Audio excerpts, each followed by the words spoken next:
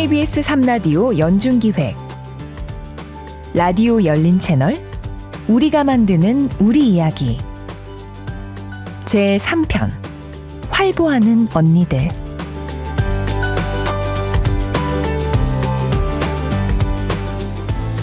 안녕하세요. 저는 3라디오 연중기획 우리가 만드는 우리 이야기의 진행을 맡은 유튜버이자 작가 김지우입니다. 세 번째 시간인 오늘은 장애인자 여성인 우리의 이야기를 해보려고 하는데요. 미디어에서 다뤄질 기회가 적을 뿐만 아니라 이야기의 주제나 범위 또한 한정적인 경우가 많아서 그동안 아쉬움이 많았었는데요.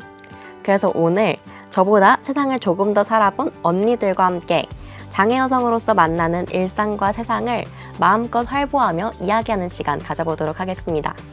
솔직하고 자유로운 장애 여성 토크쇼 활보하는 언니들 지금 시작합니다.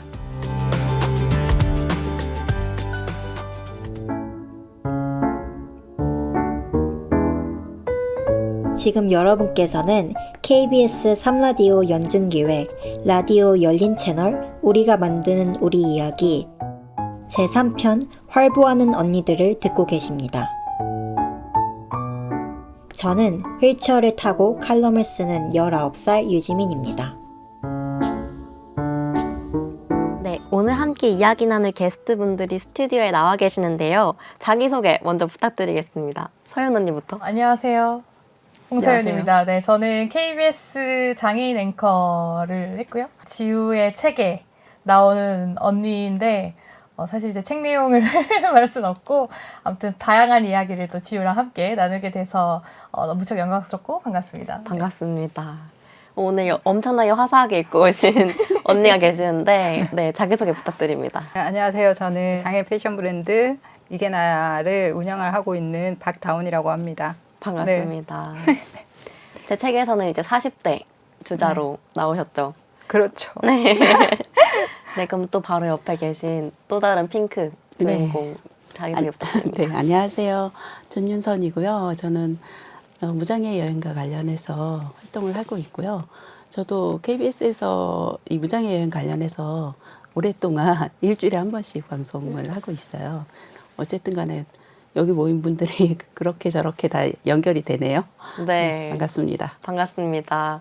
오늘 스튜디오가 지금 꽉 찼잖아요. 4명만으로. 네. 이렇게 휠체어가 많은 화면을 시청자분들도 많이 못 보셨을 텐데 오늘 되게 이렇게 언니들을 모실 수 있게 돼서 저는 되게 자랑스럽고요. 제 소개도 간단하게 하자면 저는 앞서 설명드렸지만 인터넷에서는 구유님이라는 이름으로 유튜버로 활동 중이고 작가로서는 3권의 책을 낸 작가 김지우입니다. 저는 이제 20대 주자로 오늘 왔고요. 오늘 여기에 20대인 저 그리고 30대, 40대, 50대 세대별로 장애 여성분들이 모였는데 사실 10대 장애 여성 얘기도 궁금하실 것 같아가지고 저희가 미리 사전 인터뷰를 진행했어요. 조금 전 여러분께서 들으셨던 로고에 등장한 19살 유지민 씨인데요. 먼저 유지민님 소개도 잠깐 듣고 오겠습니다. 네, 안녕하세요. 저는 유지민이고요. 2006년생이고 나이는 19살이지만 지금 고등학교 2학년에 재학하고 있습니다. 제가 하는 가장 큰 활동이라면은 칼럼 쓰기인 것 같은데 도합 4년 동안 글을 써오고 있고요. 협동조합 무이에서 이제 장애 이동권이라든지 교통약자들을 위한 활동이라든지 그런 활동들에 간간히 참여하고 있습니다. 네, 지민님 목소리 듣고 왔는데요. 오늘 아쉽게도 바쁜 19살이어서 여기 참여하지 못했지만 지민님 그리고 여기 오신 세 분과는 되게 특별한 인연이 있어요. 제가 휠체어를 탄 언니들의 이야기를 듣고 싶어가지고 이분들을 인터뷰한 인터뷰집을 발간했는데요. 그 이름이 우리의 활보는 사치가 아니야 입니다. 그래서 오늘 토크쇼의 이름도 활보하는 언니들이 되었는데요. 오늘 책의 주인공 세 분을 모신 만큼 솔직하고 재밌는 토크 기대해 보도록 하겠습니다. 본격적인 이야기 나누기 전에 제가 장애 여성 토크쇼라고 말을 했는데 이 장애 여성이라는 단어가 생소하신 시청자분들도 계실 것 같아요. 그래서 장애 여성을 따로 두고 말할 때 혹은 여성장애인이라고 말할 때와 어떻게 다른 건지 장애 여성이라는 단어에 담긴 뜻을 각자 어떻게 해석하시는지가 좀 궁금하더라고요. 사실 그 장애 여성이라는 말은 저희한테는 그냥 정체성 그대로인 거라고 저는 생각을 해요. 그러니까 여성이자 장애인으로 분리해서 생각할 수도 있지만 또 여성이자 장애인이 가지고 있는 어떤 독특한 특성들이 있거든요. 그걸 이제 보통은 장애 여성들만이 공감할 수 있는 뭔가가 있는데 그게 아마 그 책에 많이 소개도 됐고 또 저희가 할 수 있는 이야기가 아닌가 싶습니다. 네. 그리고 저는 인터뷰하면서 되게 놀랬던 거는 윤서님께서 장애 여성 활동을 엄청 오래 하셨다고 해가지고 인상이 깊거든요. 저희가 처음에 이제 장판이라 그러잖아요. 여기서 활동할 때만 하더라도 장애 여성은 별로 존재감이 없었어요. 존재감이 없었고 그러다가 이제 어느 시점이 되니까 장애 여성에 대한 이야기들이 많이 나오게 되기 시작했어요. 그때부터 이제 장애 여성과 관련해서 활동을 하기 시작했는데 제일 중요한 거는 자기 정체성을 어떻게 갖느냐가 중요한 것 같아요. 내가 여성이면서도 장애인이고 또 장애인이면서도 여성이기 때문에 이 정체성을 확실히 알아야지만 장애 여성이 어떤 면이 정책적으로 보완되고 인식되어야 하는지를 알 수 있을 것 같아요. 그래서 그때부터 그냥 정체성을 가지고 그냥 쭉 지금까지 활동하는 것 같아요. 맞아요. 지금 특히 서연 언니가 말씀해 주셨던 것처럼 이게 여성 띄고 장애인이 아니라 장애 여성만이 갖고 있는 어떤 특수한 경험들, 고유성이 있기 때문에 장애 여성 이 네 글자를 붙여서 사용한다고 합니다. 본격적으로 장애 여성의 삶과 연관이 깊지만 사회에서 별로 얘기되지 않는 지점들, 키워드로 이야기 풀어보면 좋을 것 같은데요. 첫 번째 키워드, 지민 씨의 목소리로 들어보시죠. 활보하는 언니들 첫 번째 키워드 몸. 외부에서 장애 여성의 몸에 대해 얘기할 때 다른 부분은 그냥 다 지워지고 그냥 장애가 있는 몸으로 인식되고 비춰지는 경우가 많잖아요. 이에 대해서 뭔가 어떤 이런 삭제된 경험이라든지 하는 것들이 다들 있으신가요? 장애 여성으로 산다는 거는 지금은 이제 그런 일이 없지만은 전에는 장애 여성 생리하는 걸 굉장히 불편하게 생각했어요. 그래서 이제 생리를 못하게 뭐 자궁적출을 한다던가 미혼임에도 불구하고 그리고 또 장애 여성은 뭐 아이를 낳으면 안 된다는 애를 낳아서 어떻게 키울래? 뭐 이런 인식들이 팽배했거든요. 근데 사실은 그렇게 해갖고 장애가 없을 때는 다 생리도 하고 출산도 하고 이랬다가 장애가 생기면은 아예 생리를 못하게 병원에서 부모님들이 적출하는 이런 일도 있었거든요. 여성이 아니라 그냥 장애인으로만 보는 경우들이 되게 많았어요. 지금은 말도 안 되는 얘기지만은 그래도 암암리에 그렇게 하는 데도 있다고 하더라고요. 저 같은 경우에는 좀 다른 케이스인데 제가 2017년도에 연구를 하나 했습니다. 그러니까 뭐 아까 찾아보시면 알겠지만 여성이자 이제 장애인이 이제 장애 여성과 관련된 어떤 정체성 관련 연구를 한 적이 있는데 그때 좀 놀랐던 지점이 뭐였냐면 첫 번째는 이 장애 여성들은 자신이 여성으로 인정받기를 원하기도 하고 그 다음에 장애인으로 이제 수용되기를 원하기도 하는데 실제로 이분들이 느꼈을 때 본인은 무성의 존재 같다. 그러니까 성별이 없는 사람인 것 같다라고 얘기를 많이 하시더라고요. 그 이유가 뭐냐라고 이렇게 물어봤더니 제가 인터뷰를 했던 20대 친구가 뭐라고 말을 했냐면 대학교에서 이제 학생들끼리 이렇게 3, 4, 5에 모여서 MT도 가고 하잖아요. 가면 이렇게 밤에 이렇게 모여서 수다를 떨고 할 때 이렇게 뭐 연애 얘기도 되게 많이 할 수 있고 되게 다양한 얘기를 하는데 모두가 다 서로에게 질문을 하는데 그 장애가 있는 친구에게는 아무도 묻지 않더래요. 그러니까 그렇게 본인의 어떤 성별이 삭제되거나 혹은 장애가 있음으로 해서 그런 여성성에 대한 이야기를 하지 못하는 경우들이 많았고 또 데이트 폭력에 노출되는 경우들도 있어서 그래서 또 여쭤봤어요. 그러니까 왜 어떤 그 불편이나 혹은 폭력의 상황에 노출되어 있는데 말하지 않느냐라고 했을 때 이 친구의 얘기는 내가 여성으로서 인정받을 수 있는 유일한 기회였다라고 얘기를 해서 굉장히 심각하다는 걸 느끼면서 한편으로는 이 장애 여성들이 여성으로서 존중받는 것과 동시에 장애인으로서 또 수용되는 것 이것을 우리가 어떻게 좀 얘기해 볼 수 있을까라는 고민을 제가 2017년부터 했는데 다행히 지우 작가님께서 책에 잘 담아주셔서 제가 너무 박수를 보내고 있습니다. 좀 됐나요, 이야기가? 그럼요. 다행입니다. 네, 저는 워낙 그런 걸 관심이 많아가지고 네네. 여러 가지 이야기를 해보고 싶은데 말씀하신 것처럼 장애인, 특히 장애 여성을 보는 시선이 완전히 성을 삭제한 어떤 무성적인 존재로만 보거나 혹은 오히려 또 완전히 어떤 성범죄에 노출될 수 있는 어떤 잠재적인 피해자로 맞아요. 여기는 경우가 너무 많은 것 같은데 이 둘 어떤 이런 이중성 속에서 내 몸을 어떻게 좀 이해해야 될지가 전 되게 고민인 거예요. 그래서 또 여기 엄마이신 분이 계시니까 엄마로서는 또 어떤 느낌을 가지고 계신지도 궁금합니다. 되게 애매한데 저는 원래 이제 특수학교 경험이 없이 일반 학교 계속 다녔고 해서 저의 성에 대해서 따로 배제받는다 이런 느낌 없이 계속 생활을 해왔거든요. 실제로 이제 누군가를 만나도 항상 비장애인 속에 있었으니까 당연히 비장애인을 만났던 거고 그래서 뭔가 배제받는다는 느낌보다는 근데 어떤 느낌은 있냐면 내가 위험할 때 내 몸을 지키지 못할 거라는 위협감들이 있었던 것 같아요.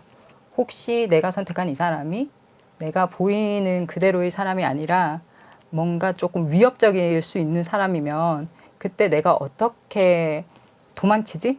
이걸 어떻게 헤쳐나가지? 이거에 대한 걱정은 있었고 지금은 또 딸을 키우는 입장이다 보니까 이 아이에게 비장애인의 몸일 때 어떻게 지켜나가야 되는지 나는 장애인의 몸으로밖에 안 살아봤기 때문에 그걸 가르치는데 조금 걱정되는 부분들이 생기긴 하더라고요. 네, 그런데 사실은 어떤 사랑을 할 때 상대에 있어서 안전하지 못한 감각을 느끼는 거는 장애 여성뿐만이 아니라 진짜 여성 전반의 어떤 가지고 있는 감정일 수도 있겠다는 생각도 들어요. 엄마 얘기가 나왔으니까 조금 더 저는 여쭤보고 싶었는데 임신과 출산도 아까 윤선 언니가 말씀하신 것처럼 되게 이중적인 것 같아요. 뭔가 여성으로서는 요즘 막 출생률도 떨어지는데 애를 낳아야 되지 않겠냐라는 압박도 있는데 동시에 장애인이니까 너는 엄마가 돼서는 안 된다 라는 시선도 분명히 존재하잖아요.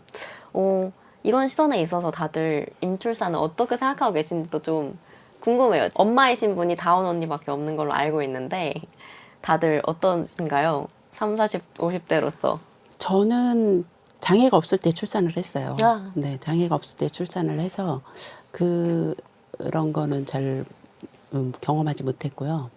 근데 이제 제 주변에 장애가 있는 상태에서 출산한 주변인들 보면은 출산하는 것 자체가 가족들한테 되게 짐이라고 생각을 한대요. 자, 가족들이 너 애기 낳아서 어떻게 키울 거냐부터 시작해서 그리고 막상 또 출산을 하게 되면은 출산하면서 아이를 양육하는 과정에서 지원이 많지 않기 때문에 장애가 없는 여성들보다 훨씬 더 많은 그 어려움에 처한다고 하더라고요.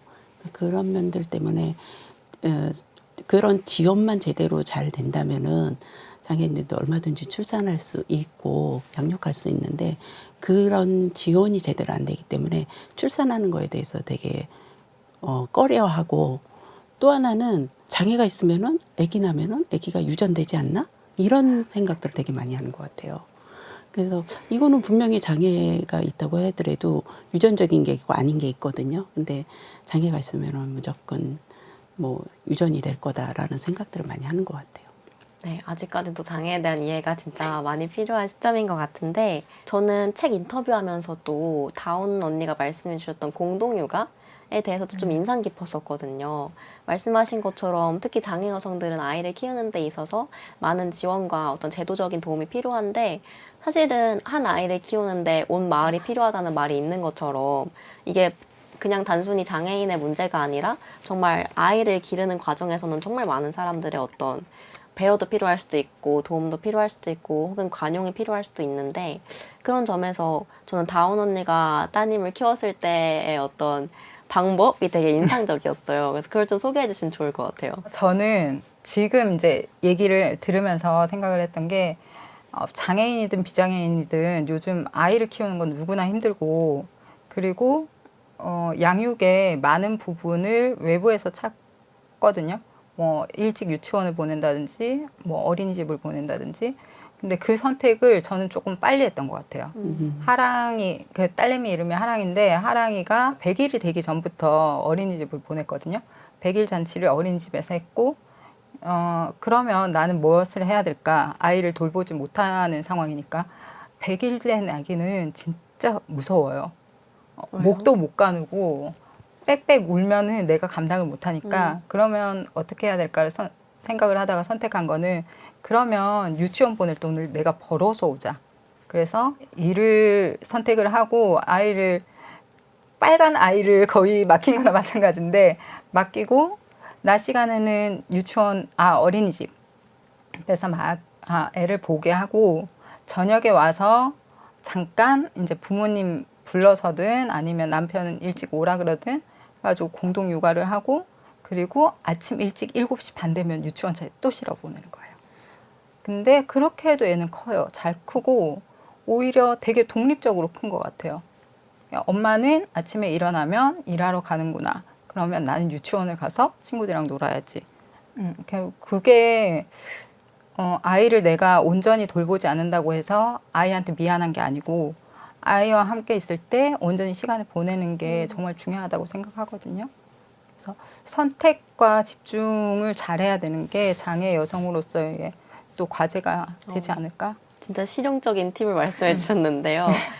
저는 또 그 얘기도 되게 인상 깊었는데 아이 우는 소리에 아파트 같은 동에 비슷한 또래 엄마들 얘기해 주셨잖아요. 맞아요. 그것도 좀 소개해 주실 수 있을까요? 애기 아빠가 일을 하고 처음에 이제 100일 전에는 제가 돌봤기 때문에 낮에는 봐줄 사람이 없으니까 저랑 아이랑 온전히 남아 있는데 애가 영아산통이라고 하거든요. 애기들 그냥 이유 없이 울어요. 등 센서 막 이런 얘기도 하는데 이유 없이 울기 시작하면 그걸 감당이 안 되니까 방에서부터 그 요에다가 애를 뉘어가지고 끌고 나와서 휠체어 앉은 상태에서 억지로 잡아 당겨가지고 요를 이렇게 묶어가지고 포대기처럼 묶어가지고 안아 올려서 데리고 나가는데 애가 얼마나 우렁차게 우는지 막 쩌렁쩌렁 울려요. 그러면 1층까지 일단 내려가요. 4층이었어가지고 내려가면 로비에 있으면 누구라도 봐주겠지 하는 그런 계산이 있어가지고 근데 실제로 어르신들이 지나가다가 애는 그렇게 울리면 안 된다 이러면서 안아가지고 달래서 제품에 다시 주시기도 하고 그때 인연이 됐던 게 같은 4층에 딸만 셋인 집이 있었던 거예요. 그냥 배타랑인 거지. 나를 보더니 애를 데리고 우리 집을 그냥 들어가는 거예요. 문이 열려 있으니까. 그러더니 애를 잘 재워가지고 주더니 그 다음날부터 우리 집을 계속 찾아오는 거예요. 난 깐난쟁이가 또 보니까 이뻐 이러면서. 그렇게 한 명이 인연이 되고 그 인연이 돼서 13층, 14층의 애기 엄마들이랑 또 인연이 되고 그래서 거의 자는 시간 한 8시간 빼고는 엄마들이랑 같이 계속 공동육아 했던 것 같아요. 나도 조금 큰 애들 봐주고 말 알아듣는 애들은 내가 봐주고 말 못 알아듣는 꼬맹이들은 또 꼬맹이대로 또 엄마들끼리 키우고. 네. 사실 저는 이제 젊은 세대로서 지금은 약간 이웃에 누가 사는지 잘 모르고 살잖아요. 그래서 다운 언니의 이야기가 더 인상 깊었던 것 같습니다. 우리도 몰라. 근데 그때 되게 좋았던 거예요. 하랑이 안 울었으면 나도 몰랐어. 아기가 울어서 알게 됐다. 그렇죠. 되게 따뜻하고 좋은 얘기였던 것 같아요. 네. 이렇게 뭔가 장애 여성에 대한 몸의 얘기가 없기도 없지만 특히나 좀 잘 이해가 없어가지고 생기는 어떤 무례한 말들이라든지 차별적인 시선이나 언어에 대한 이야기들도 되게 많을 것 같아요. 그래서 먼저 지민님께서 이거에 대해서 좀 얘기를 해줬다고 해가지고 지민 씨 목소리 먼저 들어보겠습니다. 제가 몇 년 전부터 되게 관심 있게 보는 주제인데 마이크로그레션, 그러니까 미세차별이라고 뭔가 이렇게 차별적인 언사 같지 않은데 겉으로 보기에는 속뜻을 파고들면 아니면 상대가 무의식 중에 차별적인 뭔가 행동이라든지 말을 하는 것을 미세차별이라고 하는데 예를 들어서 제가 어디 나가면은 너는 휠체어 탔는데 예쁘네. 뭐 어린애가 어쩌다 이렇게 휠체어 탔어 가엾다 약간 이렇게 말하시는 게 그게 막 엄청나게 겉으로 되게 혐오적인 말은 아니지만 그럼에도 차별적인 말이잖아요. 그렇게 겉으로 차별이라고 보여지지 않는 차별 이런 게 조금 요즘은 더 많은 것 같아요. 누가 봐도 차별인 것 같은 거는 남들이 먼저 항의해 줄 때도 있고 저도 뭔가 좀 더 이러시면 안 되는 거 아닌가요? 라고 할 수 있는데 약간 소위 말해서 너 왜 이렇게 민감해? 라고 누군가는 받아들일 수 있을 만한 상황들이 자꾸 펼쳐지니까 나는 여기선 그냥 넘어가야 되나? 내가 차별이라고 말하면은 나 너무 약간 센시티브한 사람이 되나? 라고는 생각이 좀 있는 것 같습니다. 저 너무 공감되는데 언니들은 지민 씨 얘기 어떻게 들으셨나요? 엄청 공감되죠. 네. 대부분 이제 아유, 휠체어를 탔는데 얼굴은 예쁘장하게 생겼네. 네? 어쩌라고요? 약간 이렇게 그쵸. 반응할 수밖에 없고 또 이제 뭐 그렇게 해서 좀 불쾌해하면은 아우 내가 칭찬해준 건데 왜 그렇게 불편해하냐. 근데 이게 칭찬인지 아닌지 사실 잘 모르겠거든요. 그래서 아니, 되게- 나 예쁜 거 아는데. 아 그렇죠. 나 예쁘게 생긴 네. 거 아는데 굳이 앞에 말이 필요 있나? 그러니까요. 그냥 아, 예쁘다고 하면 되지. 예쁘다 이렇게 끝내도 되는데 왜 거기 앞에 단서가 달리는지 그렇죠.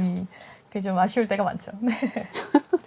그럴 때 엄청 많죠. 그냥 보기에는 멀쩡해 보이니까 그 휠체어를 왜 탔어? 네. 나 이런 얘기를 되게 많이 들어요. 그리고 이제 그 조금 작은 아이들 뭐 초등학교 되는 이제 조카들하고 가면은 아유 네가 잘해야 되겠다. 엄마 휠체어 탔으니 막 이런 식으로 얘기 되게 많이 맞아요. 하거든요. 맞아요. 저 최근에 저거 겪었어요. 저희 조카랑 같이 그 박물관에 놀러를 갔는데 그 시장을 지나가는데 지나가시던 어르신이 아유 아기가 참 착하네. 엄마도 돕고 이러길래 같이 있었는데 근데 그냥. 그 조카가 초등학생이에요. 그러니까 이 친구가 엄마가 아니잖아요. 일단 그러니까 뭐지? 이렇게 됐고 어떻게 대응해야 될지 모르는 상황으로 되게 당황해서 제가 거기다 대고 뭐라 했냐면 엄마 아닌데요? 이렇게 말씀을 했어요. 그랬더니 아 엄마 아니에요? 아 죄송해요. 이러고 가시는 거예요. 그래서 제가 그 조카한테 그 이렇게 얘기를 하면서 이런 일이 자주 있을 거다. 근데 당황하지 말고 너는 날 돕는 게 아니고 우리 그냥 같이 박물관에 놀러 가는 거야. 이렇게 얘기했더니 알겠어요. 이러고 이제 가기는 했는데 이게 저는 한편으로는 약간 시혜적인 인식을 주입시키는 거라고 생각해요. 그러니까 누군가 장애인과 동행을 하면 그 사람은 착한 사람. 나쁜 사람도 있어요. 그렇죠. 동행하는 성격 나쁜 중에. 사람도 네. 있고. 나쁜 사람도 있고 이상한 사람도 있어요. 근데 항상 착하다라는 이미지를 포장하는 게 저는 좋지 않다고 생각이 들고 또 이런 미세한 발언들 이게 칭찬인 것 같지만 사실은 오히려 되게 편협하게 장애인을 어떤 고정적인 이미지로 가두는 거잖아요. 그러니까 그런 건 좀 네, 아쉬울 때가 많죠. 그런 걸 겪으면. 어떻게 대응하세요? 사실은 이런 거 하나하나 화내기도 어렵잖아요. 그냥 이 사람은 아무 생각 없이 한 건데 내가 또 막 지금 뭐라고 하셨어요? 이렇게 할 수도 없는 노릇이니까. 그럴 때 좀 어떻게 하면 현명하게 이거를 내 감정 안 상하고 지나갈 수 있을까요? 그냥 뭐 대놓고 대응하기에는 좀 애매할 때가 되게 많아요. 그럼 그냥 모른 척하고 가는 경우도 있고 이제 조금 심할 때 예를 들면은 뭐 아이한테 뭐 과자 사 먹으라고 뭐 돈을 주는 경우도 준다거나. 있어요. 네, 그런 경우도 지하철 타고 다니면 있거든요. 그럴 때는 그것도 선의라고 생각해서 그렇게 하는데 그러면은 돈 필요 없다고 그렇게 얘기를 해도 주고 내리시는 분들도 있거든요. 그럼 뭐 그때는 아유 땡 잡았다 이렇게 생각을 하는 거죠. 많이 뭐. 주나요? 많이 안 줄 것 같은데. 5,000원 줄 때도 있고 5만 10,000원 줄 때도 원이면 있고. 받을 텐데. 좀 많이 주시면 좋겠다. 그렇죠. 저는 좀 그냥 그 자리에서 지적하는 편이에요. 왜냐면 그냥 예쁘다고 하시면 안 되냐. 그렇게 얘기하는 편도 있고 아니면 휠체어 타는데 뭐가 문제죠? 약간 이렇게 얘기하는 편도 있고 근데 그렇게 해야지만 사실은 본인이 한 말이 그게 그 유쾌하지 않다는 걸 이해하시더라고요. 그러니까 아주 화를 내진 않지만 이 표현이 나에게 불편하다라는 표현을 하지 않으면 그렇게 말하면 안 되는구나. 그러니까 저는 그 비슷한 케이스 중에 보통 아주 예전에는 이렇게 직장이나 학교에서 그냥 이렇게 성희롱 아닌 성희롱이 되게 그냥 인사치레처럼 했잖아요. 아유 뭐 살 빠졌네 살 쪘네 이런 게 되게 인사치레처럼 했던 언어들인데 지금은 그런 말을 하면 안 된다라고 이제 인식하는 것처럼 이게 칭찬인 것처럼 장애인한테 말은 하지만 그게 오히려 차별, 그 소위 말하는 미세차별일 수 있기 때문에 그런 걸 좀 지양할 수 있게끔 표현하는 편이에요. 네. 다운 언니는 어떤 방법이 있나요? 이런 걸 지나가는? 저는 뭐 방법이 있는 건 아니고 그냥 그분이 아기로 한 건 아니라서 저는 되게 오래된 장애인이거든요. 46년사. 와, 진짜 선배다. 그치, 46년사. 태어날 때부터. 예를 들어서 아까 전에처럼 뭐 휠체어를 탔는데 이쁜 애는 저 휠체어 탔는데 저만큼 이쁜 애 처음 보이시죠? 뭐 이런 식으로. 자신감이 있어야겠는데요? 근데 어디 가서 그렇게 얘기하시면 좀 그래요. 이렇게. 그 정도만 하는 것 같아요. 저도 이렇게 약간 유쾌하게 넘기는 방법을 아직도 좀 연습 중인 것 같아요. 이게 또 혼자 다니기 시작하니까 또 그런 분들이 많이 계시더라고요. 이게 뭔가 누가 옆에 있거나 하면은 오히려 나한테는 말을 안 걸고 또 이 사람한테만 말을 건다는 부작용도 있지만 어쨌든 조금 덜 들을 때도 있는데 혼자 있으면은 막 모르는 사람이 와가지고 갑자기 평가를 한다든지 하는 일들도 있어서 어떻게 하면 좀 이거를 내 기분이 나쁘다는 걸 표현하면서도 뭔가 이렇게 어떻게 하면 내 기분도 안 상하게 말할 수 있을까 이런 고민을 여전히 하고 있는 것 같습니다. 오늘 좀 팁들이 많이 생긴 것 근데 같아요. 아마 많은 분들이 겪으실 것 같아요. 맞아요. 굉장히 많은 여성들, 뭐 물론 여성들도 있고 장애 여성도 마찬가지지만 비슷한 상황에 많이 노출되실 것 같고, 근데 이게 뭐 저희가 팁을 알려드린다고 해서 막 엄청나게 도움이 될지 모르겠지만 어쨌든 각자의 노하우들이 쌓여야 맞아요. 하지 않을까 싶어요. 네. 46년 산 장애인도 되면 할 수 있다. 아니 근데 병원 갔을 때 그런 거 많지 않아요? 그 내가 보호자로 갔는데 맞아요. 옆에 있는 환자를 보면서 보호자라고 생각을 하시고, 저는 이제 애기 아빠 3년 그 암투병 하는 동안 보호자로 계속 갔는데 계속 애기 아빠한테 간호사분들, 의료진들이 계속 물어보는 거야. 아, 옆에 그 환자분 어쩌고 저쩌고, 언니 제가 보호자고 이 사람이 환자라고 저한테 얘기를 하셔야 돼요. 어머 죄송해요. 네, 내가 몇 번째 얘기하는지 모르겠다고.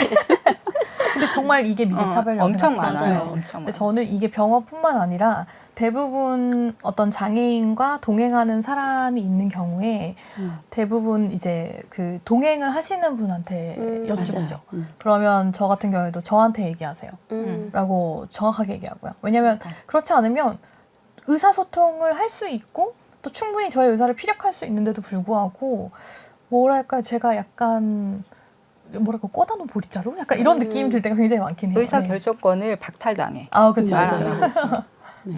그리고 이제 저도 이제 장애 여성끼리 이렇게 모임을 하고 이렇게 같이 가면은 뭐 이제 지원사분들이 이렇게 따라 붙잖아요. 그러면은 어디 시설에서 나왔나? 뭐 이렇게 얘기하시는 분들 되게 많거든요. 그냥 나들이 좀 하자. 놀러 나오겠다는데. 저도 저는 학교에 다니니까 근데 교수님들이 약간 친해지려고 하는 말씀이신 것 같긴 한데 자꾸 저한테 도우미는 어딨어? 이렇게 말하세요. 저는 친구가 없거든요. 맨날 혼자 다녀서 저 그럴 때도 교수님한테 교수님 저 친구 없어요. 그냥 이렇게 농담적으로 하는데 뭐 장애인이면 늘 누가 보호자가 동행해야지만 된다 이런 인식도 사라졌으면 좋겠다고 생각하고 맞습니다. 있습니다. 지금까지 몸에 대한 얘기 좀 나눠봤는데요. 다음은 키워드 토크로 또 넘어가 보도록 하겠습니다. 여러분은 지금 KBS 3라디오 연중기획 라디오 열린 채널 우리가 만드는 우리 이야기 제3편 활보하는 언니들과 함께하고 계십니다. KBS 3라디오 연중 기획 라디오 열린 채널 우리가 만드는 우리 이야기. 여러분은 지금 활보하는 언니들의 유쾌한 장애 여성 토크쇼와 함께하고 계십니다.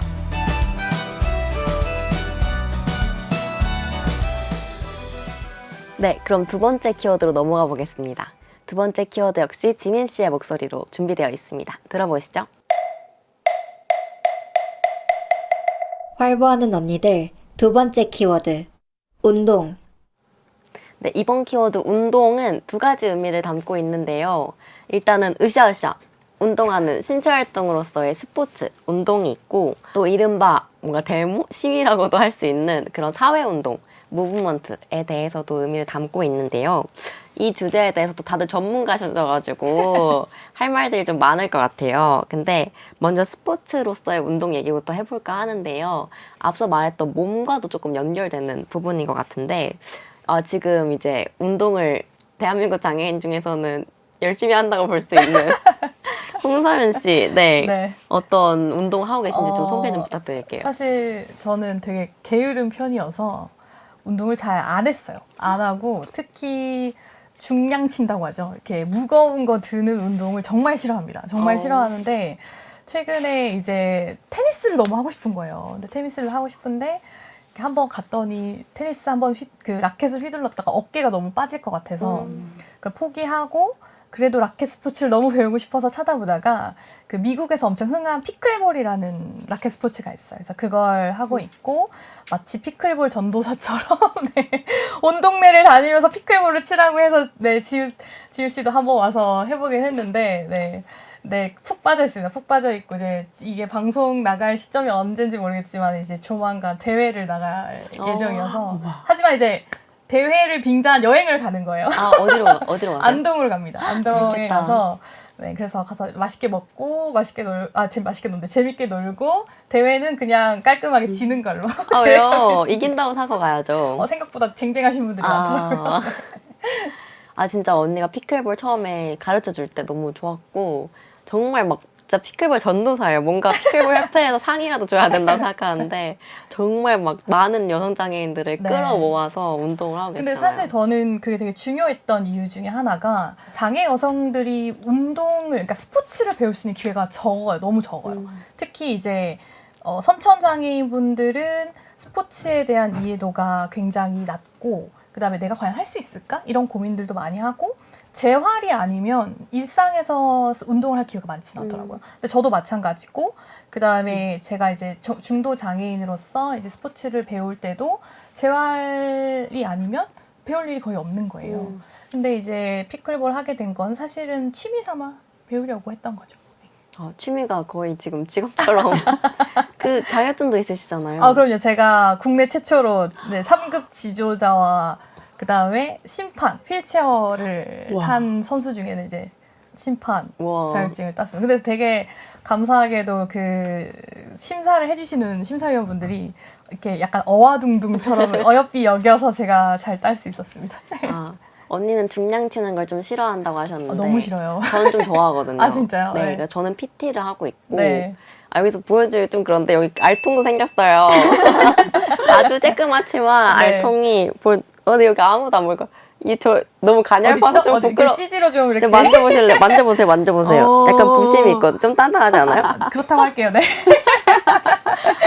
약간 알통에 좀 부심이 생겼는데 어쨌든 저는 무게 치는 것도 좋아하고. 진짜요? 네. 저도 제가 운동을 좋아한다는 거를 진짜 20살 넘어서 알았어요. 그러니까요. 왜냐면은 말씀하신 것처럼 장애인한테 있어서 운동은 재활, 그렇죠. 뭔가 어떤 장애를 좀 낫게 하는 어떤 네. 걸로만 여겨지고, 아니 비장애인들도 근육을 키우기 위해서 혹은 조금 더 어떤 건강하기 위해서 운동을 하는데, 장애인한테 있어서는 이미 아픈 사람이라서 뭔가 건강권에 대해 얘기가 너무 없는 것 그쵸, 같더라고요. 네. 근데 저는 사실 그 스포츠가 어떤 건강함도 있지만 그게 몸의 건강함도 있는데, 저는 운동하면서 되게 좋았던 건 정신 건강이 되게 좋아요. 이게 제가 정말 크게 느꼈던 건 그 피클볼이라는 라켓 스포츠가 복식이 기본이에요. 그러니까 2명이 한 팀이 되어야 되는데, 그러다 보니까 조금 실력이 쌓이면 원하지 않아도 내 파트너를 구하기 위해서 타인에게 나의 최대한의 사회성을 발휘하는, 저랑 한 게임 해주실 수 있어요? 약간 이렇게 해야 되는 경우가 있어서, 그러니까 장애가 있음에도 불구하고 비장애인 파트너에게도 그런 걸 요청해야 될 때도 많고, 또 다양한 사람들이 모여 있다 보니까 어떻게 보면 교류하는 지점도 많고, 또 그러면서 어떻게 보면 이렇게 힐링이 되잖아요. 많은 사람들과 대화를 하다 보면. 그래서 오히려 저는 몸의 건강도 중요하지만 스포츠가 정말 정신 건강에도 너무 이로운 거다. 그리고 아주 간단하고 뭐 일주일에 한 번이라도 그렇게 해야지만 사실은 좀, 그러니까 일상이 좀 되게 활력이 넘쳐지는 것 같아요. 네. 저는 뭐 특별히 하는 운동이 없어요. 그러니까 우리 동네에 스포츠 센터가 되게 큰 게 있어요. 근데 그 스포츠 센터에 들어가려고 지금 등록을 해놓는데, 제가 할 수 있는 건 이제 수영. 네, 수영으로 이렇게 좀, 제가 근육병이니까 근육을 좀 손실되는 게 덜 하게 하려고 해놨는데, 지금 몇 년째 대기 중이에요. 몇 년째 대기 중이어갖고 그런 건 할 수 없고 그냥 숨쉬기 운동밖에 할 수 없는 거예요. 그 스포츠 센터 등록이 정말 치열합니다. 네, 진짜. 거기 이제 장애인도 네. 갈 수 있는 데인데, 근데 우리 동네는 비장애인들이랑 같이 하더라고요. 그래서 그런지 더 차례가 더 안 오더라고요. 3년 정말 오래 기다리셨는데. 3년 더 됐어요. 네. 근데 뭐 숨쉬기 운동밖에 안 한다고 하셨지만, 또 윤서님께서는 다른 방식으로 운동을 하고 계시잖아요. 장애인한테 있어서 신체적인 운동도 운동이지만, 저는 그냥 혼자 나와서 돌아다니는 걸 보여주는 것도 운동이다. 그렇죠. 약간 이렇게 생각을 한단 말이죠. 근데 그런 거에 있어서 또 최고봉이 윤서님 아닐까 싶어요. 지금 정말 여행을 많이 다니시잖아요, 네, 혼자. 네, 네. 그 어떻게 하고 계시는지 좀 소개 좀 해주세요. 지금 그냥 일단 집 나오면 재밌어요. 네, 집 나오면 재미있고, 뭐 하여튼 돌아다니는 게 되게 즐겁고, 사람들이 그러더라고요. 너 집만 나오면 눈이 반짝반짝하네? 이렇게 얘기를 하는 거예요.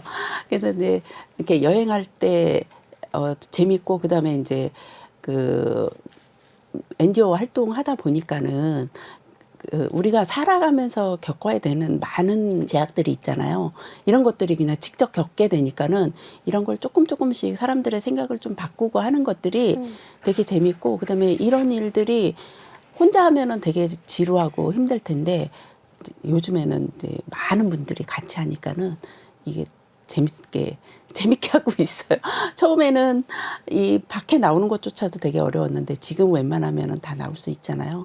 근데 물론 이제 우리나라는 아직 디테일에서 떨어지긴 하지만 어쨌든 좀 영역을 조금씩 확장해 나가는 거에 있어서는 되게 재밌는 것 같아요. 윤서님께서는 이렇게 여행하는 것과 더불어서 이걸 또 정리해서 다른 사람들한테 알려주고 여행할 권리를 또 주장하는 그런 활동도 하고 계시잖아요. 네. 무장의 여행 작가기도 하시고요. 혹시 아직 이 영상을 보고 계신 분들 중에 여행을 한 번도 안 가보신 분들이라든지 뭐 아니면 장애인으로서 여행하는데 꿀팁이 있다면 좀 전해주실 게 있을까요? 꿀팁이라고 하는 거 요즘에는 뭐 그냥 뭐 기차든 뭐든 다 휠체어 탑승 가능하니까 네, 괜찮고요. 저는 이제 꿀팁이라고 얘기하면 혹시 유사시에 일이 생겼을 때를 생각을 해서 주말보다 주중을 가는 편이거든요. 주중에 가면은 뭐 그 지역에 있는 사회복지과에 전화하면은 금방 대처가 가능한데 주말에는 다 문 닫잖아요. 그러면 이제 경찰이나 119 불러야 되거든요.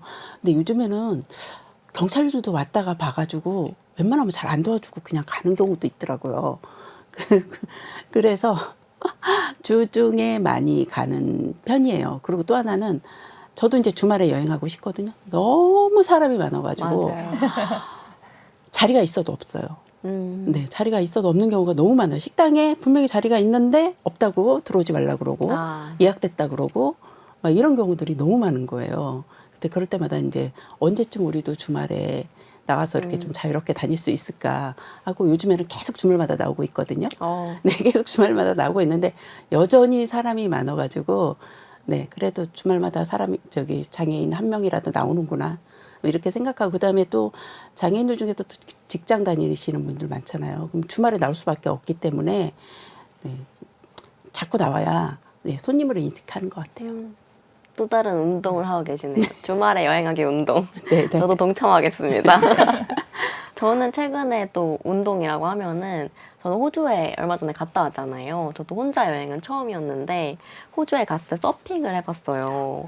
그게 또 엄청 좋더라고요. 그래서 저도 이제 여태까지 좀 장애인에게 운동이 되게 멀다고 느꼈고 내가 할 수 있는 운동이 뭐가 있을까 이런 고민도 많았고 저도 말씀하신 것처럼 체육관에서 약간 쫓겨나다시피 한 적이 있어요. 막 제가 가서 운동을 하고 있으니까 저 맨몸 운동이랑 아령 드는 것밖에 안 하거든요.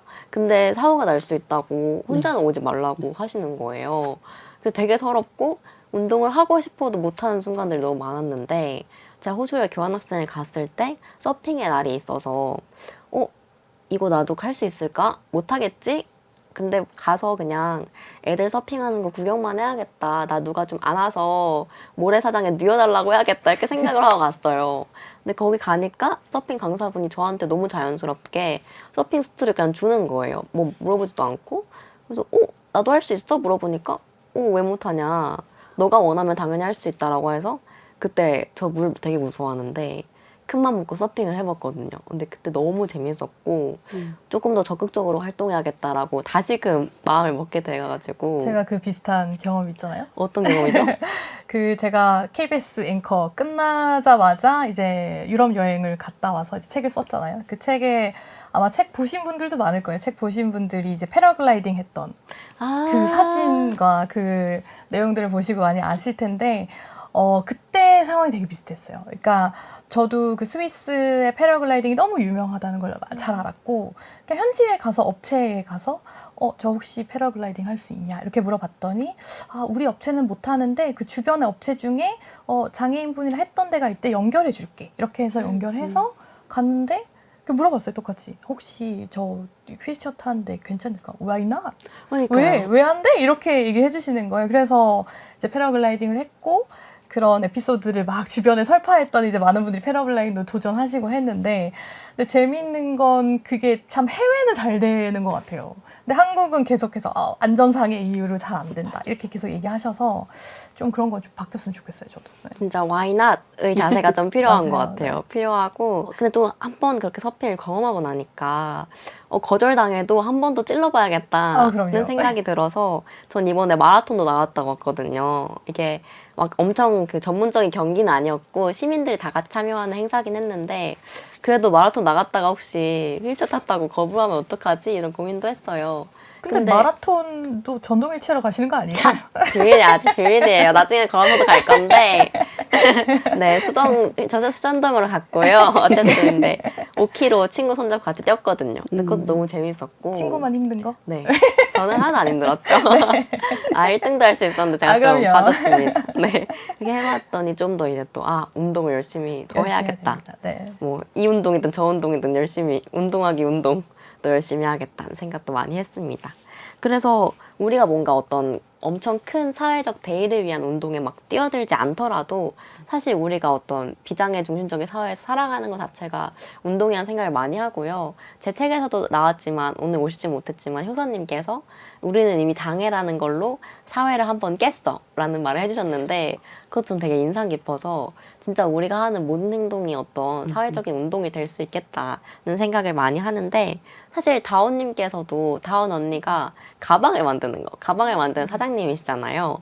근데 딱딱하고 어떤 재미없는 그런 까만색 가방이 아니라 알록달록한 이게 나야 백을 만드는 것도 운동일 것 같아요. 어떻게 생각하세요? 처음에 이게 나야를 시작할 때 사실은 나 같은 미친 아이들이 세상 밖으로 좀 많이 나왔으면 좋겠다. 그러면 뭐가 필요할까? 좀 더 이쁜 아이템들을 들고 나오면 그 아이템 때문이라도 외출 한 번 더 하고 싶지 않을까 해서 시작한 거긴 해요. 그리고 실제로 너무 예쁜 아이템들이 없어서 저는 여태까지 휠체어를 몇 번 바꿨는데 바꿀 때마다 휠체어 사면 주는 가방 있잖아요. 맨 처음에 달아주는 가방. 그거를 제일 먼저 떼거든요. 잘 안 뜯어지면 칼이라도 들고 와서 뜯어. 너무 싫어. 나는 그 업체를 홍보하는 사람이 아닌데 마치 그 업체를 홍보하러 다니는 사람 마냥 로고 엄청 크게 박혀있고. 그러니까 이제 그 의료기 회사의 홍보 요원 같은 느낌이 아니라 진짜 패션 아이템 같은 장애 용품들이 있었으면 좋겠다. 그래서 이게 나를 시작하게 됐는데 더디지만 조금씩이라도 가고 있으니까 앞으로 더 많은 아이템으로 외출의 빈도수를 높이지 않을까요? 일단 제가 먼저 외출을 좀 많이 해야 될 것 같아요. 그러니까 집 밖으로 좀 나오세요. 나 너무 집순이라. 지금 운동에 대한 얘기 진짜 많이 나눠봤는데요. 이제 마지막 키워드로 한번 넘어가 볼게요. 이것도 지민 씨의 목소리로 먼저 들어보겠습니다. 활보하는 언니들 세 번째 키워드 연결. 네, 연결입니다. 특히 장애 여성 간의 연결에 대해서 좀 얘기를 많이 해보려고 하는데요. 먼저 지민 씨가 이 연대감에 대해서도 얘기를 좀 했다고 해요. 그래서 먼저 그거 듣고 오겠습니다. 이제 그때 너도 할 수 있어요. 그 주어가 그 신변 처리. 장애인한테 신변 처리가 되게 어렵거든요.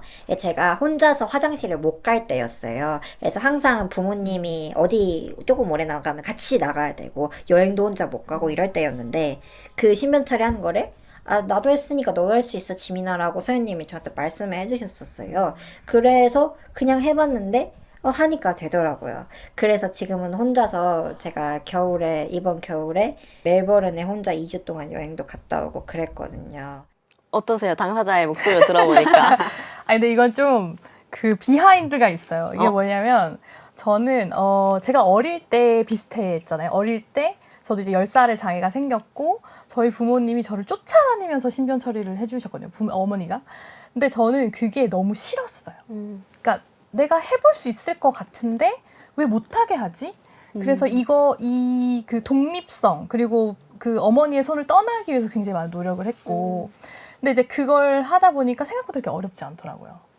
어렵지 않아서 제가 이제 주변에서 이제 보통 이제 두 가지 부류가 이제 하나는 장애인 당사자가 이제 부모님이나 이제 혹은 이제 뭐 주변인들에게 너무 의지하는 경우가 있고 또 하나는 이제 부모님이 이 장애 아동 청소년을 못 놓는 경우가 있어요. 그럴 때는 그냥 해 이렇게 얘기를 해요. 그러니까 솔직히 방송이라 해서 제가 이거보다 더 세게 얘기하거든요. 그냥 안 해? 막 약간 이런 식으로 얘기를 하는데 지민이가 저보다 너무 어려요. 굉장히 나이가 어려서 사실은 아주 좋은 말로 얘기해 준 거예요. 그냥 하면 되는 걸 굳이 손을 탄다 약간 이런 걸 얘기해주고 싶었는데 또 에피소드가 뭐가 있냐면 제가 최근에 그 저를 포함해서 휠체어 탄 여성 4명이랑 같이 발리 여행을 갔다 왔어요. 그러니까 뭐 이렇게 보호자나 뭐 동행이 이런 사람도 아무도 없이 이제 갔다 왔는데 그 중에 한 친구가 이제 중도 장애가 생긴 지 한 3년 정도 됐고 이제 휠체어에서 다른 공간을 이동하는 트랜스퍼를 잘 못해요. 제가 그날 첫날 딱 보자마자 5일을 잔소리를 했어요. 엉덩이를 똑바로 들어라. 트랜스퍼를 누가 그렇게 하냐. 너 이러면 다음부터 여행에 데려다니지 않겠다 이랬더니 첫날은 되게 시무룩해 있다가 둘째 날부터는 이제 반항을 하더라고요. 내가 알아서 할 거야! 이렇게 하다가 이러면 더 이상 너와의 여행은 없다. 계속 이렇게 잔소리를 했더니 마지막 날 그 호텔 수영장에 가면 보통 썬베드가 있잖아요. 썬베드에서 휠체어까지 한 높이가 5cm가 넘었어요. 거기를 올라가는 거예요. 근데 스스로도 너무 감탄하고 저도 너무 칭찬했죠. 칭찬해. 역시 잔소리의 힘. 이렇게 했는데 사실은 안 해서 그렇지 시도하면 다 되는 것들도 있어요. 그러니까 뭐 물론 이제 장애 정도에 따라서 못 하시는 분들이나 너무 어려운 분들도 있지만 되게 이제 척수 장애가 있는 분들 경우에는 조금만 더 노력을 하거나 혹은 뭐 본인이 조금 응용하는 방법들을 좀 체득하면 충분히 할 수 있는 것들이 있는데도 안 하는 경우들이 있거든요. 그러면 이제 옆에서 이제 잔소리를 하죠. 그러니까 아름답게 할 수 있어 이렇게 얘기하지 않고 똑바로 안 해 약간 이렇게 얘기하는 경우들이 더 많아요. 진짜 이게 내가 어디까지 할 수 있는지는 또 내 옆에 보호자가 없어봐야 아는 것 같아요. 이가 없으면 잇몸으로 산다고. 맞습니다. 저도 막 이게 내가 된다고? 싶은 게 너무 많고 저도 기숙사 사기 전까지는 샤워하고 나오면 그래도 엄마가 어느 정도 닦아주기도 하고 옷도 입혀주기도 하고 이랬었는데 엄마가 없으니까 내가 다 해야 되잖아요. 근데 되더라고요. 돼요. 네, 그래서 진짜 자립이 이래서 중요하구나. 그럼요. 이런 것도 좀 느꼈습니다. 저도 이제 그 제일 처음에 제 주변에 이제 모임하는 친구 중에 하나가 어릴 때부터 이제 소아마비가 있어가지고 한 번도 전동 휠체어 타고 밖에 나온 적이 없는 거예요. 그냥 수동 휠체어 타고 자기 차 타고 딱 그 장소만 왔다 갔다 하는 그런 친구였어요. 그래서 이 친구하고 강화문에 가자. 가면은 좋아 이러면서 이제 데리고 갔죠. 데리고 가서 이렇게 막 돌아다니고 하니까는 되네 이렇게 알더라고요. 그래갖고 그러면은 강화문에서 여기 있는 데까지 한번 찾아와봐. 그렇게 했는데 얘가 막 딴짓을 하다가 제가 딱 숨었어요. 숨고라니까 막 울고 난리가 난 거죠. 그러고 나서 이제 가서 여기서 가까운데 입 돋다 뭐하냐 물어보면 되지 이렇게 얘기를 했거든요. 그리고 가르쳐 주니까 그다음부터는 혼자 잘 다녀요. 이런 것들이 처음에는 되게 어렵고 힘들고 해도 한번 해보면은 다 할 수 있거든요. 누구나 다. 근데 이제 처음이 조금 어렵고 두렵고 안 해봤던 건 하면은 누구나 다 어렵고 맞아요. 두렵고 하잖아요. 그래서 처음에 어떻게 잘 뭐 용기를 북돋아 줄 수도 있고 이끌어 줄 수도 있고 이게 굉장히 중요한 것 같아요. 저는 생각했을 때 백날 말로 너 할 수 있어 아자아자 화이팅 해봤자 안 하잖아요.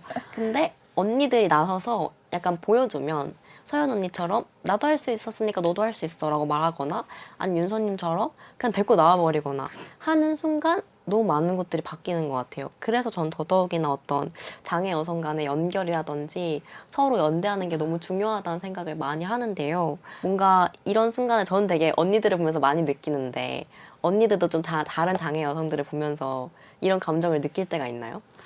그럴 때 있죠. 이제 저 선배들 활동하시는 분들 보면 나도 저렇게 활동해야지 하는 그런 분들이 계시거든요. 근데 그런 분들을 마음속으로 롤 모델 삼아서 그렇게 활동을 하죠.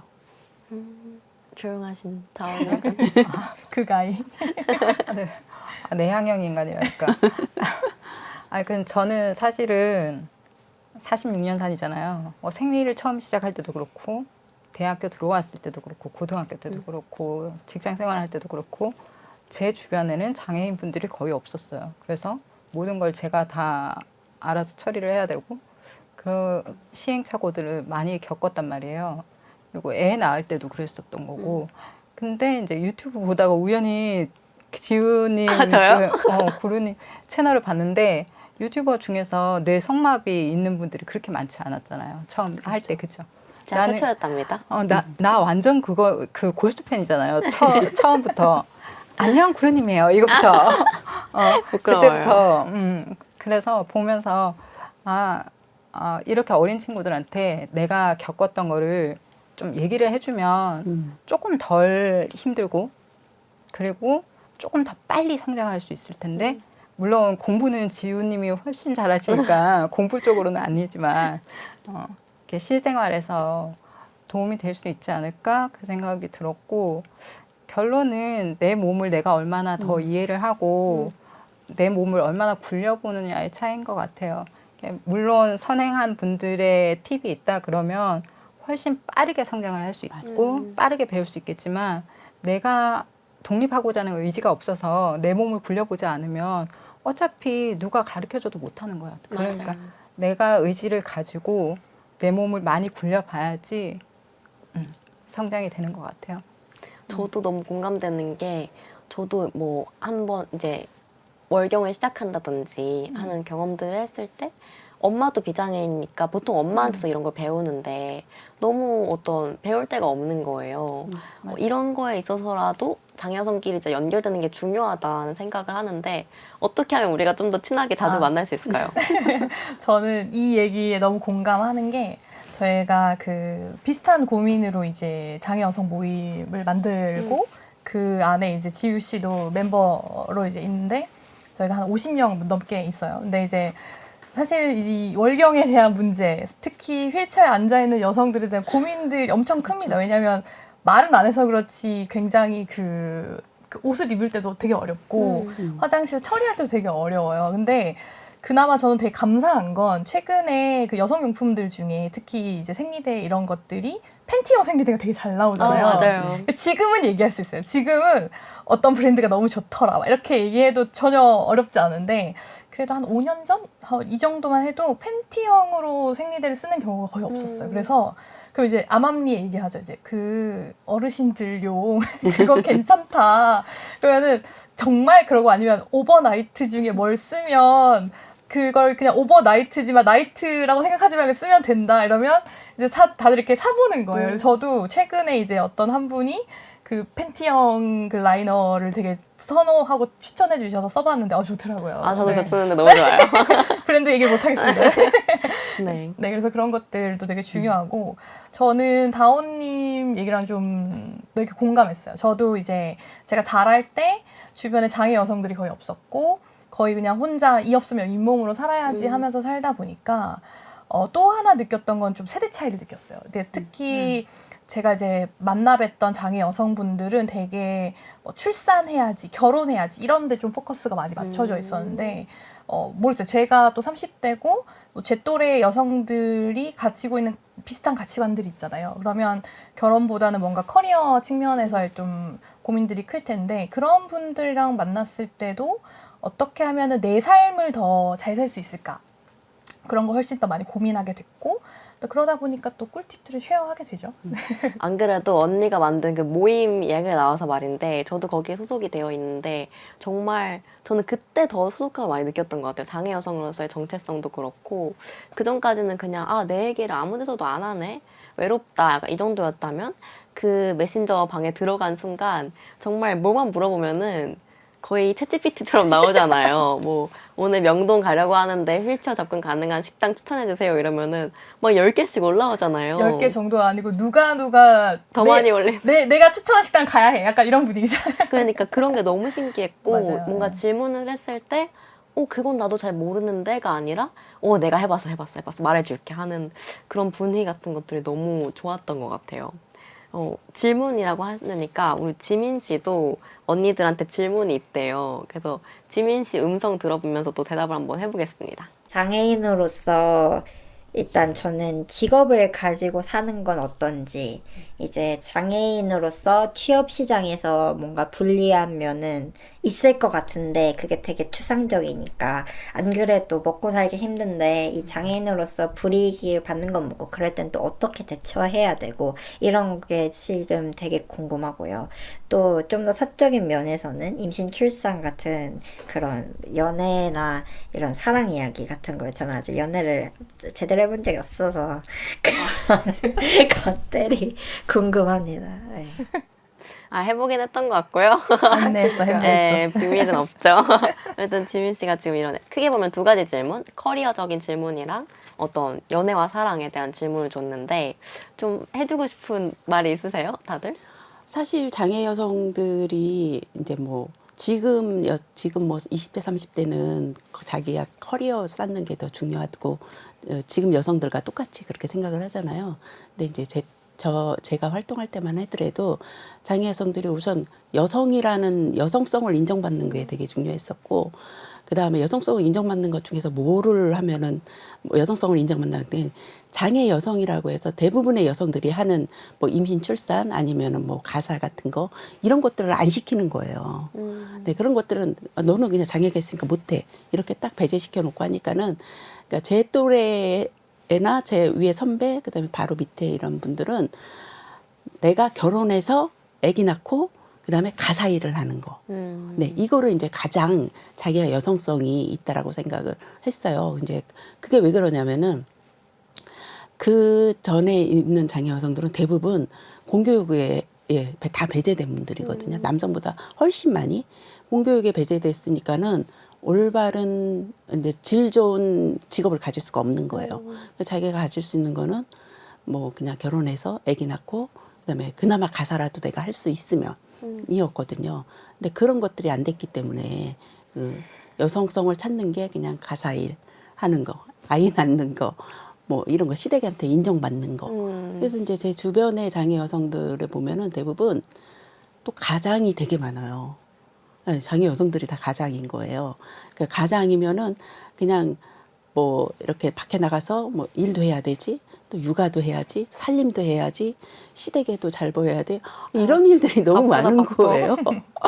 그래서 제 주변에 보면은 대부분 다 그런 거예요. 그래서 야, 이 지금의 이제 젊은 장애 여성들은 어쨌든 자기 발전을 위해서 굉장히 많은 노력들을 하는데 내 또래에 내 위에 내 바로 밑에 분들은 보면은 다들 우선은 가정이 제일 중요하고 남편이 백수라고 할지라도 거기서 남편을 먹여 살려야 되고 가정 꾸려야 되고 뭐 이런 것들에 되게 집중해 있거든요. 근데 그런 것들을 보면은 대부분 교육을 많이 못 받아서 네, 공교육에 많이 배제됐기 때문에 할 수 있는 것들이 없는 거예요.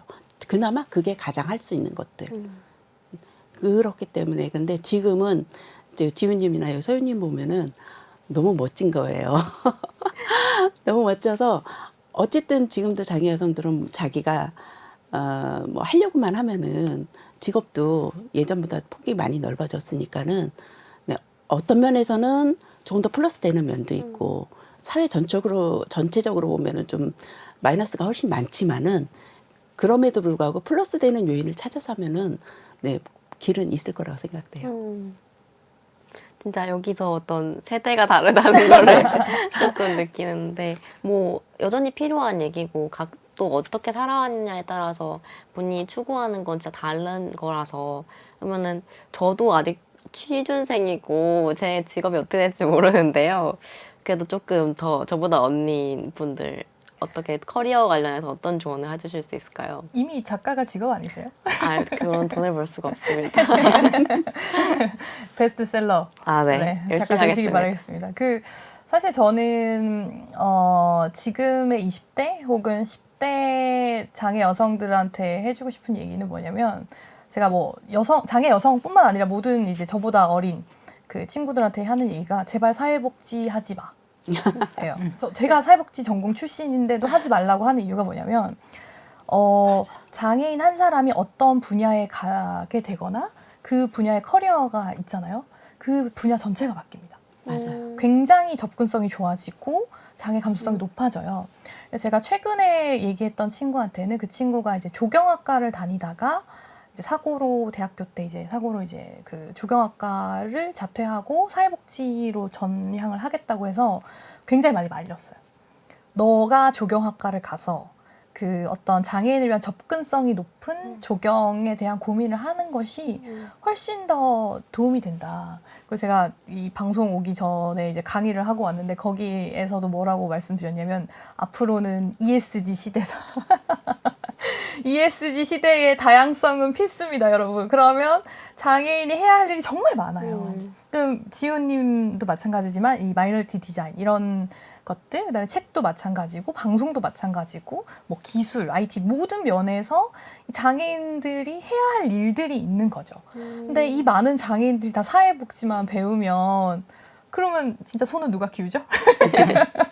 그런 일들이 되기 때문에 저는 다양한 분야에서 활약을 펼칠 장애인들이 필요로 하기 때문에 그냥 자기가 관심 있는 분야를 열심히 파라는 말씀을 드리고 싶어요.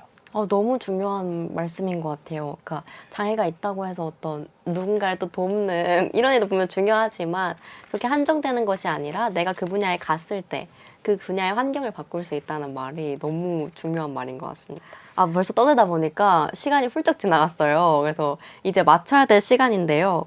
짧게 오늘 토크쇼에 함께한 소감 좀 나눠주실 수 있을까요? 이번에는 윤선 언니부터. 사실 이런 자리가 이제 장애 여성 한참 막 장애 여성과 관련해서 이슈일 때는 이제 덜어 있었어요. 근데 그 이슈가 지속되는 게 아니고 이제 지나가잖아요. 지나가고 나서도 이런 자리 많지 않거든요. 그래서 이런 자리들이 정말 좀 많아져 갖고 네, 지훈님처럼 이제 좀 누군가에게 뭔가를 좀 듣고 싶은 이런 자리가 많아졌으면 좋겠어요. 저도 이제 그런 자리에 가서 얘기 들어보면은 다른 분들이 꼭 그 얘기를 하시더라고요. 그래서 이런 자리가 좀 많아졌으면 좋겠어요. 열심히 만들어 보겠습니다. 제가 만든다고 되는 건 아니지만. 제가 아까 전에 생각 정리한다고 지민 양에게 할 얘기를 좀 정리를 하고 있었거든요. 그거를 좀 마무리를 하면서 일단은 저 같은 경우에는 공부를 되게 안 했어요. 못했어요. 공부가 체질이 아니라서 맨땅에 헤딩을 해서 직장 생활을 하고 시간을 지내온 사람이거든요. 제가 제일 좀 리얼하지 않을까 하는 생각이 들어서 저는 일단 대학교를 2학년 때 때려치우고 직장을 찾아야 되잖아요. 저 혼자 독립을 해서 자취하던 시절이라서 제가 할 수 있는 것부터 찾았어요. 제가 할 수 있는 걸 찾다 보니까 콜센터에 다니게 됐고 콜센터 경력이 10년이 되니까 어떤 상황이 되냐면 제가 그러니까 보험 설계사, 대면 설계사를 하고 싶어지더라고요. 10년 하고 나니까. 어떤 회사도 서류 전형은 100% 합격이에요. 10년을 했기 때문에. 근데 장애인이다 이렇게 하니까 100% 다 떨어지는 거예요. 그래서 21군데 그 서류를 넣었고요. 21번째 진짜 기적처럼 면접 보러 와라. 그래서 21번까지 도전을 했고 21번째 도전한 곳에서 그러면 같이 해보자. 그래서 3년을 거기서 영업을 했고요. 필드 영업 3년을 하고 난 뒤에 보험 설계사가 너무 하기 싫었어요.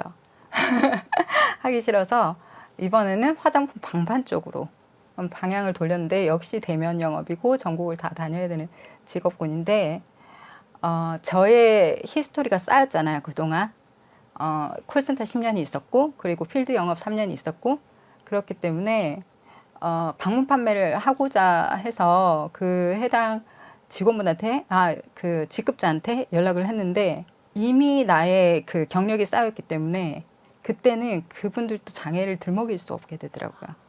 그래서 나의 히스토리를 쌓아가다 보면 내가 할 수 있는 일에서부터 시작해서 차근차근 내 히스토리를 찾아가다 보면 결국은 누구도 거절하지 못하는 나의 장애 때문에 거절하지 못하는 상황이 올 거고 육아나 출산에 대해서도 내가 당연하다고 생각하기 시작하면 그냥 당연하듯이 흘러갈 수 있을 것 같아요. 저는 그 얘기를 지민 양에게 꼭 해주고 싶었어요. 해주고 싶었고 구루님 덕분에 또 좋은 기회 얻게 돼서 너무 고맙고 구루님의 목소리가 더 많은 사람들에게 닿았으면 좋겠습니다. 아, 감사합니다. 사랑합니다. 감사합니다. 네. 마지막으로 서연 언니. 피디님 보고 계신데 저희 할 말 너무 많거든요. 시리즈로 만들어야 된다. 이래로 저를 때 끝날 수 없다. 이 여성 4명이 모였는데 1시간? 너무 부족하지 않나요? 그렇죠. 밤새야 되는데 지금. 그럼요. 지금 밤새고도 남을 시간인데 오늘은 사실 이제 맛보기로 아마 많은 얘기들 많이 못한 것 같지만 또 앞으로 네, KBS에서 많은 기회가 있으면 또 저희 지우 작가님 포함해서 장애 여성들이 더 많은 이야기 할 수 있는 네, 그런 시간이 있었으면 좋겠고 또 전국의 모든 장애 여성분들한테 그냥 딱 한마디 하고 싶은 거는 야, 하고 싶은 거 다 해라! 괜찮다! 이 말 드리고 싶습니다. 네. 아, 너무 좋아요. 오늘 이렇게 화사하고, 그리고 또 이렇게 필터 4대가 있으면은 많이 안 불러도 스튜디오가 꽉 차기 때문에 그럼요. 화면도 좋거든요. 그래서 저희 다시 불러주시면 너무 좋겠고, 오늘 이제 첫 만남이어가지고, 또 약간 잔잔하게 했지만, 엄청 시끄러운 사람들이다.